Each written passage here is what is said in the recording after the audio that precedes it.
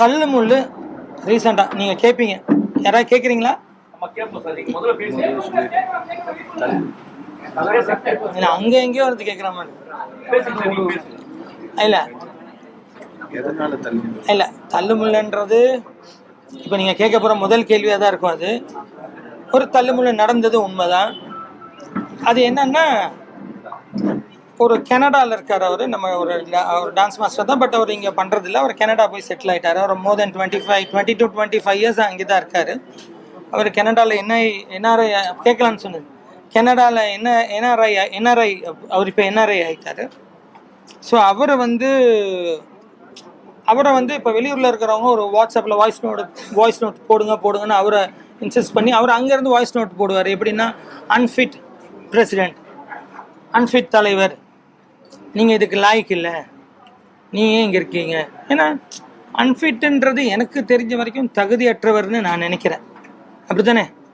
அப்போ தகுதியற்றவர்னும் போது எனக்கு அது பயங்கரமாக இதுவாகுது. ஏன்னா நான் எதில் தகுதி இல்லை எனக்கு தெரியலை. அப்போது அவர் தகுதியற்ற பிரசிடெண்ட், அவர் எதுக்கு இங்கே, அவர் போக சொல்லுங்கள், அவர் யார் பிடிச்சிட்ருக்காங்க, இந்த மாதிரிலாம் அடிக்கடி எனக்கு வாய்ஸ் நோட் இருக்கும். உங்களுக்கு வேணும்னா நீங்கள் முடிச்சக்கப்புறம்னா கூட நான் எடுத்து தருவேன் எல்லாம். அப்போது இந்த மாதிரி சொல்ல ஒரு நாள் அன்றைக்கி நான் இங்கே ரிஹர்சல் பண்ணிகிட்ருக்கேன். எப்போவுமே 93 வந்ததுலேருந்து என் ப்ராக்டிஸு எல்லாமே இங்கே தான் பண்ணுறது. அப்போ இங்கே ரிஹர்சல் பண்ணிருக்கும்போது காலையில் இன்னொரு கமிட்டி மெம்பர்கிட்ட நான் சொல்லிட்டு இருந்தேன். அவர் இப்போ இல்லை, அங்கே இருக்கார் அவர். அப்போ அவர்கிட்ட நான் சொல்லிட்டு இருந்தேன், ஏன் இந்த மாதிரி பேசுகிறாங்க, என்னடா இந்த மாதிரி பேசுகிறாங்களே ஏன் அப்படின்னு. அவர்கிட்ட கேளுங்கண்ணா. ஒரு ½ அன் ஹவரில் அவர் இங்கே இருக்கார். நம்ம கமிட்டி வச்சுருக்கோம், கமிட்டியில் தான் கூப்பிட்டு பேசலாம்னு நினச்சோம். அவர் ½ அன் ஹவரில் இங்கே இருக்கார். சரி, நானும் அவர்கிட்ட கேட்டேன். அன்றைக்கி பார்த்து என் டாக்டர் இங்கே வந்திருக்கா. அவர் காலேஜ் லீவ் விட்டாங்க. அப்போ அவளும் இங்கே வந்திருக்கா என் ரிஹர்சல் பார்க்க. சரி, இங்கே வாசல்லே ஆர்குமெண்ட் நடக்குதுன்ட்டு தான் நான் தான் வெளியில் போய் பேசலாம் வாங்கன்னு வெளியில் கூப்பிட்டு போய் பேசுகிறேன். வெளியில் ஒரு 20 மினிட்ஸ் தான் சும்மா ஆர்குமெண்ட் போயிட்டுருக்கு. அப்போது 1-2 தகாத வார்த்தைகள் பேசும்போது யாராக இருந்தாலும் கொஞ்சம் இதுவாகும். அப்போது கழுத்தை பிடிச்சி தள்ளுன்னு சொல்கிறதெல்லாம் இல்லை, தள்ளலை. ஒருவேளை இப்படி தள்ளி இருந்தால் டக்குன்னு இப்படி போகாமல் திரும்புவோம். யாராக இருந்தாலும் அது நேச்சர். இப்படி தள்ளலாம் டக்குன்னு இப்படி திரும்புவாங்களா? அது நிறைய எடிட் பண்ணி தான் இருக்கு. இல்லை, நிறைய எடிட் பண்ணி, இல்லை மியூசிக்லாம் போட்டு எடிட் பண்ணி கொஞ்சம் ஃபாஸ்ட் பண்ணி இருக்கு. ஒரிஜினல் வீடியோ இருக்கு, நான் தர சொல்கிறேன். ஆக்சுவலா என்னன்னா, அங்க பேசிட்டு இருந்தாங்க தலைவரும் அவங்களும் பேசிட்டு இருந்தாங்க. நான் செக்ரட்டரி, நான் தனியாக தான் ஓரமாக நின்றுட்டு இருந்தேன். வாங்க கமிட்டியில் பேசிக்கலான்னு போது இல்லை பேசிட்டு இருந்தாங்க. அப்போது தலைவர் ஒரு டவுட்டுக்காக என்னை கூப்பிட்டாரு. இது மாதிரி ஒரு மாஸ்டருக்கு ஒரு பிரச்சனைனா மாஸ்டர் மீட்டிங் தனியாக போடணுமா அப்படின்னு. அது மாதிரி நம்ம சங்கத்தில், எங்கள் சங்கத்தில் வந்து மாஸ்டருக்குன்னு தனியாக ஒரு மீட்டிங் போட மாட்டோம். அது அவங்களோட வளர்ச்சிக்காக போடுமே தவிர, ஒரு பிரச்சனைனா எல்லாமே மெம்பர்ஸ் தான். இப்போ கமிட்டி மீட்டிங் வைப்போம், அதுக்கப்புறம் பொதுக்குழு, இதுதான் எங்களோட ரூல். அதில் வந்து மாஸ்டர் மீட்டிங்கில் தான் நான் பேசுவேன் அப்படின்னு சொன்னார். அப்போ நான் சொன்னேன், அது மாதிரி ரூல் கிடையாதுங்க. அப்போ அவர் என்னை வந்து ஒரு தகாத வார்த்தையில் பேசி சட்டையை பிடிச்சார். நான் சொல்லிடுறேன். பிடிக்கும் போது நான் அதை ஸ்ட்ரகிள் பண்ணுறேன், பிடிக்காதீங்க தட்டி விடுறதுக்கு பண்ணும்போது தான் தலைவர் வந்து அது தட்டுறார் அவரை. அதை தான் இவங்க வந்து கிரியேட் பண்ணியிருக்காங்க. அதாவது இந்த பேச்சுவார்த்தை முத்தி போய் தகாத வார்த்தைகள் பேசி இவரை நாக்க கடிக்க, இவரை சட்டையை பிடிச்சி இழுக்க, நான் அவரை பிடிச்சி இப்படி தள்ளிவிட, அவர் தள்ளிவிட்டவர் இப்படி போனார். அதுக்கப்புறம் அவர் என்ன இது பண்ண வர, அப்புறம் என் கூட இருக்காங்க அவர் ஒரு தள்ளு முள்ளாச்சு. அவர் கௌரிசன். அப்போ அன்னைக்கு இவர் இவர் ஹாஸ்பிட்டலில் போய் அந்த ஓபி சர்டிஃபிகேட்டை வாங்கி வச்சார் அன்ன டேட்டில். இது டேட் என்ன டேட்டில் நடந்துச்சுன்னா மார்ச் 13. கரெக்டா? மார்ச் 13ஆம் தேதி நடந்தது. இது ஓபி சீட்டும் இருக்குது என்கிட்ட. இதுதான் அந்த ஓபி சீட். ஏன்னா என் கையை பிடிச்சி டுஸ் பண்ணாரு. அப்போ இந்த இடம் வந்து அந்த ஜவ்வு கொஞ்சம் இதுவாயிடுச்சு. அப்போ வந்து நான் ஆத்தோவில் போய் கவர்மெண்ட்ல போய் ஓபி சீட்டு வாங்கிட்டு அதையும் வச்சிருக்கோம். நாங்கள் இது வரைக்கும் யாரும் கம்ப்ளைண்ட் பண்ணல. ஆனால் நாங்கள் எதுவுமே கம்ப்ளைண்ட் பண்ணல. ஏன்னா அவர் ஒரு கெனடியன் என்ஆர்ஐன்னு வேற சொல்றாரு, கனடான்னு வேற சொல்றாரு. சரி, எதுக்கு கம்ப்ளைண்ட் பண்ணால் அவர் போகிறதெல்லாம் பிரச்சனையாகுமேனு நாங்கள் இதை கம்ப்ளைண்ட் பண்ணல. இதை அப்படியே விட்டுட்டோம். பட் இது என்னன்னா, அப்படின்னா அந்த டைம்லேயே இவர் போயிருக்கணும். அந்த டைம்லேயே போய் கம்ப்ளைண்ட் பண்ணியிருந்து ஏதோ ஒன்று பண்ணியிருக்கணும். அப்போல்லாம் எதுவுமே பண்ணலை. அவர் எந்த கம்ப்ளைண்ட்டும் பண்ணல, எதுவும் பண்ணல. இன்றைக்கி மார்ச் போய் ஏப்ரல், மே, இது ஜூன் ஆயிடுச்சு. இப்போ ஏன் வருதுன்னா, இப்போ ஏதாவது ஒன்று கிடைக்குமான்னு சில பேர் காத்துக்கிட்டு இருப்பாங்க. அது கிடச்சோன்னே அதை வச்சு ஒரு ஆதாயம் தேடிக்கிட்டு வராங்க. இதுதான் உண்மை. இவர் கம்ப்ளைண்ட் பண்ணுறதா இருந்தால் அன்றைக்கே போயிருக்கலாம். இன்றைக்கி ஏப்ரல், மே, ஜூன் ஆயிடுச்சு. அப்போ இது ஒரு விஷயமா வச்சுக்கிட்டு அவங்க வராங்க. இதுதான் விஷயம். அதுக்கு சொல்லு. லியோ படம் அது என்னன்னா, லியோ படம் வந்து இவ்வளோ நான் 25 வருஷம் ஆயிடுச்சு மாஸ்டர் ஆகி. ஃபர்ஸ்ட் டைம் லியோ படத்தில் கிட்டத்தட்ட ஒரு 1600 டான்சஸ் வச்சு பாட்டு எடுத்துட்ருக்கோம். நம்ம யூனியனோட ஸ்ட்ரென்த்து 840. இதில் வெளியூர் போய் செட்டில் ஆனவங்கலாம் இருக்காங்க, கல்யாணம் ஆகி செட்டில் ஆனவங்கலாம் இருக்காங்க. ஸோ நிறைய அந்த மாதிரி வர முடியல, அவங்களாலாம் பண்ண முடியாது. செட்டில் ஆனவங்க, குழந்தை பெற்று அந்த மாதிரி செட்டில் ஆனவங்க. ஸோ நமக்கு இருந்தது 500 சில்லற டான்சர்ஸ் நம்ம சங்கத்துலேருந்து வந்துட்டாங்க. ப்ளஸ் என்னென்னா,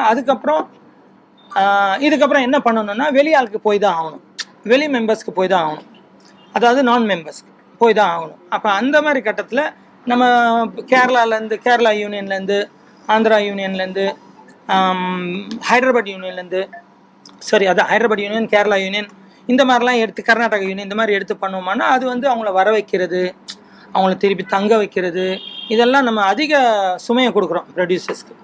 அப்போ அப்படி நினச்சி வேணான்ட்டு இங்கே கிளாஸாக போய் நம்ம நிறைய டான்ஸ் கிளாஸ்லாம் இருக்கும், அந்த மாதிரி நான் மெம்பர்ஸ்லாம் வர வச்சு தான் இந்த பாட்டை எடுத்தோம்.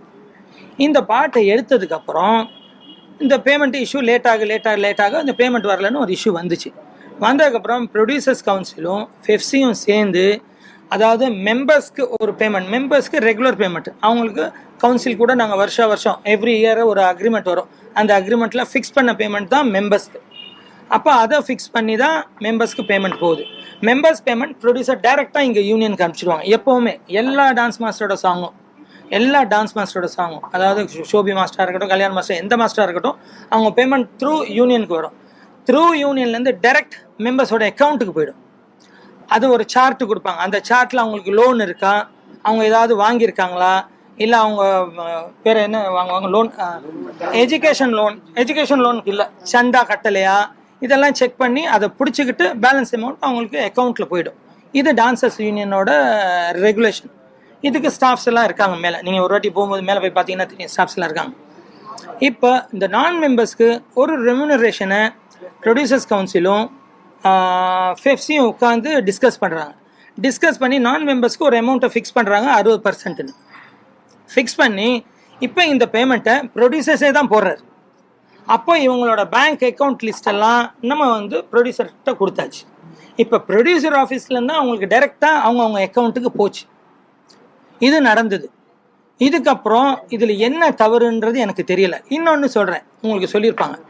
இப்போ இவங்களுக்கு பேட்டான்னு ஒன்று கொடுப்பாங்க, வந்து போகும்போது ஒரு கன்வென்ஷன் ஒன்று கொடுப்பாங்க. இப்போ இவங்களை இப்போ 1600ன்னா பாருங்கள் எவ்வளோ பேர், ஒரு குறைஞ்சது எனக்கு தெரிஞ்சு ஒரு 1000 சில்லற நான் மெம்பர்ஸ் இருக்காங்க. இப்போ இவர் ஒரு ட்ரெஷர்ன்னும் போது இவர் ஒரு இன்சார்ஜுக்கு கொடுப்பார். இவர் என்ன போவார், அவங்கவுங்களை கூப்பிட்டு வந்தவங்களுக்கெல்லாம் பிரித்து கொடுத்துருவார்.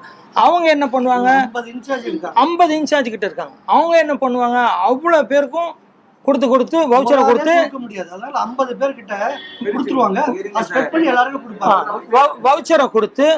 வவுச்சரை கொடுத்து அவங்ககிட்ட சைன் வாங்கி கொடுத்துரு, இந்த காசை கொடுத்துருன்றாங்க.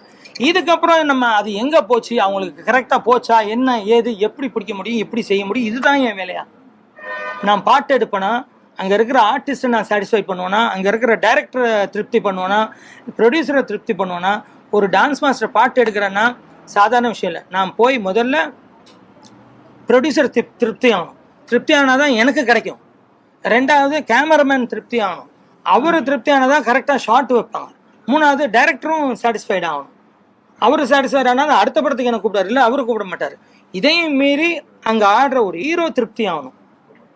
இதனாலும் அங்கே சாஃப்டாக போனால் தான் நான் நிம்மதியாக அங்கே பாட்டு எடுக்க முடியும். அதில் ஒருத்தருக்கு இதுனா கூட அங்கே நிம்மதியாக நான் பாட்டு எடுக்க முடியாது. ஸோ ஒரு டான்ஸ் மாஸ்டரோட சுச்சுவேஷன் அது. இது இல்லாமல் இவ்வளோ டான்ஸஸை ஹேண்டில் பண்ணணும், என்னோட டான்ஸஸ் 500 பேரை. இது இல்லாமல் நான் மெம்பர்ஸை ஹேண்டில் பண்ணுறதுன்றது அன்றைக்கி நான் பட்ட கஷ்டம். நான் ஜீனை தான் சொல்லுவேன். ஜியை பார்த்தோன்னே அப்படி எல்லாம் முன்னாடி ஓடி வந்துடுவாங்க. திருப்பி முதல்லேருந்து அவங்களெல்லாம் பின்னாடி கொண்டு போய் செட் பண்ணி பண்ணுறதுக்குள்ள அவ்வளோ. ஸோ நான் இது எப்படி அதெல்லாம் நான் பார்க்க முடியும் டெய்லி. சார் ஆக்சுவலாக உங்களால் பிரச்சனை வந்ததுக்கே காரணம் என்னன்னா, நீங்க வந்து அவர் அடிச்சது அதெல்லாம் இதோட இன்னொரு சாராம்சம் சொல்லிடுறேன். இது வந்து லியோ படம் எப்போ, 2023 23லேருந்து ஒரு எலெக்ஷனுக்கும் இதை எடுத்துகிட்டு வராங்க. அதுக்கு முன்னாடியே நான் தான் ஜெயித்தேன், இதை சொல்லியும் நான் தான் ஜெயித்தேன். நடுவில் பிரச்சனை பண்ணி ஒரு வாக்கெடுப்பு எடுத்து இதே பிரச்சனை தான் ஃபெஃப்சி கொண்டு போய் ஒரு 10 மாதம் முன்னாடி இதே பிரச்சனை தான் ஃபெஃப்சிக்கு போய் அங்கேயும் பிரச்சனையாகி ஃபெஃப்சியில் என்ன சொன்னாங்க, சரி இந்த பிரச்சனையை விடுங்க, நான் பார்த்துக்கிறேன் என்கிட்ட கம்ப்ளைண்டாக எடுத்துட்டு வாங்க, நான் பார்த்துக்கிறேன், நான் ஃபேஸ் பண்ணிக்கிறேன் சொல்லி இதோட அங்கே ஒரு வாக்கெடுப்பு எடுத்து பொதுமக்களை எல்லாத்தையும் கூப்பிட்டு அங்கே ஒரு வாக்கெடுப்பு எடுத்து அங்கேயும் நான் தான் ஜெயிச்சேன். ஸோ அவரும் சொல்லிட்டார், இதெல்லாம் நாங்கள் பார்த்துக்கிறோம், நீங்கள் ஒழுங்காக நிர்வாகத்தை நடத்துங்க. திருப்பியும் இந்த எலெக்ஷன் வரும்போது இதுதான் வருது.